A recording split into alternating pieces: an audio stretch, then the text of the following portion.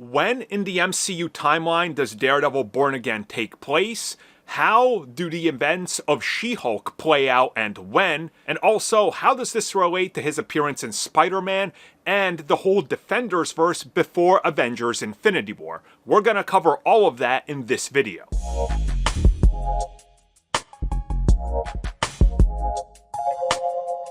Daredevil Born Again has caused a lot of confusion because people are still confused as to when the original series takes place, when the events of She-Hulk take place, when the opening act of Daredevil Born Again takes place, and then the year jump and what's going on. So here, I'm going to break everything down as simply as possible. So we start with Daredevil Season 1 through 3. So these seasons take place more or less in real time in relation to their release. And by the time Daredevil is canceled, we are on our way to Infinity War. Now, most people figured that Daredevil just sort of runs up literally in real time, and then Season 3 happens. Obviously, they're canceled. They don't come back for a fourth one. And then we got Avengers Infinity War, and then Avengers Endgame, and there's the 5-year gap. This is all true. That's exactly how it goes. And we know, due to dialogue in the MCU, that both Matt and Wilson Fisk and, well, all the Defenders and TV people were affected by the blip. Some of them went missing, some of them stayed.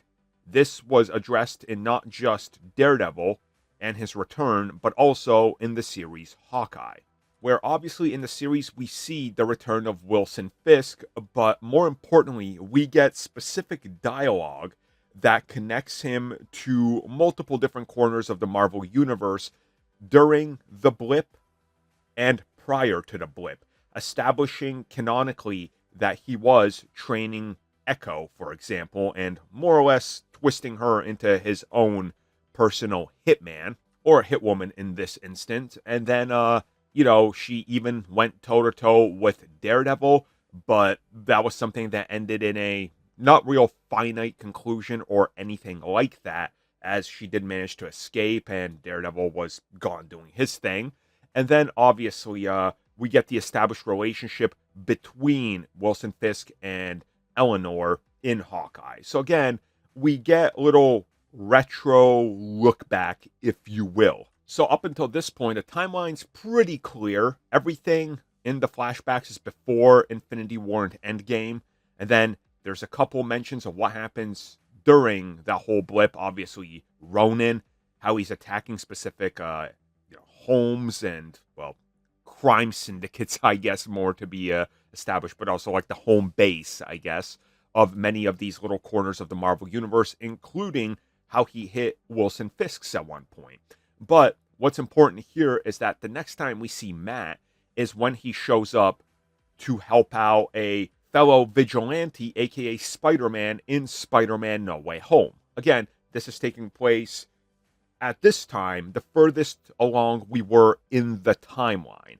And this is where confusion starts to happen, because after the whole incident with Spider-Man, after Spider-Man's real identity is wiped out from everybody's mind, obviously things change, right? Things change, so She-Hulk is the next thing that happens, canonically. Now, it's here that we find out that Matt is in California, and he's here to get an upgraded suit and also deal with some stuff that's going on his, own time there, obviously going after Leapfrog, and that puts him in the same, crossroads, and then obviously he meets She-Hulk. The two have a little bit of a relationship going on, but California to me is important here because, well, let's be clear about this. Matt knows that Jen is a lawyer, she's She-Hulk, right? This is going to become important in just a little bit. So after Matt gets his new suit and everything, the yellow suit that he has in the series, he goes back to New York. Now, this is where the timeline gets confusing for a lot of people. So, Agatha All Along takes place in October of 2026. This is important because it's a key detail, as Marvel Studios has placed Daredevil Born Again after those events.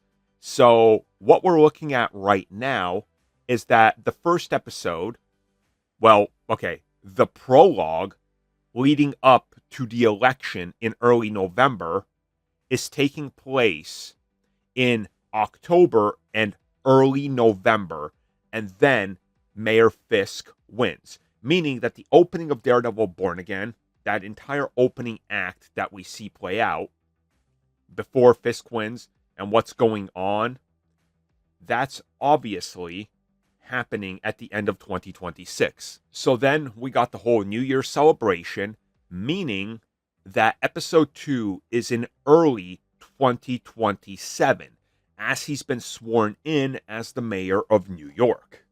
It's also suggested in episode 2, and if you listen to the dialogue, Vanessa mentions that Fisk, for a couple years there, was missing. He was MIA due to what happened in Hawkeye. So this is recounting and mentioning directly the events of Echo and his eye and what happened. Now, it's Vanessa that mentions that he was missing for a couple of years. So couple, 2, right? So we take the events of episode 2, subtract 2 years, and it puts us into 2025. I hope you're still following along. I know it's a little all over the place, but you got to listen to the dialogue and what they're saying. Because the events of Hawkeye happened during Christmas of 2024. Again, lining everything up for Echo to take place in 2025, right? And that's confirmed to be around May to June of 2025, about 6 months after Hawkeye, which takes place, again, right there in Christmas season of 24 with Spider-Man.